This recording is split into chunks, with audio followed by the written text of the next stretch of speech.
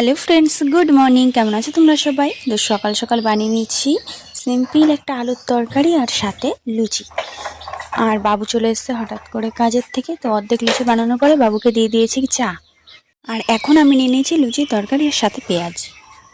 তো হঠাৎ করে শরীরটা খুব খারাপ লাগছিল, তবুও রাঁধতে হবে। বেজে গেছে 12টা 58। আর এই দেখো আমার চিকেন রান্নাটা হয়ে গেছে। আর আজকে করব পোলাও। তো এইভাবে চালটা মাখিয়ে মশলা দিয়ে ভিজিয়ে রেখেছি। আর কত সুন্দর ঝরঝরে হয়েছে দেখো। আর আজকে করেছিলাম না গামলাতে। আর স্নান টান করে একেবারে ফ্রেশ হয়ে চলে এসেছি। আর স্নান করলে সত্যি মানে তখন শরীর এমনি সুস্থ হয়ে যায়।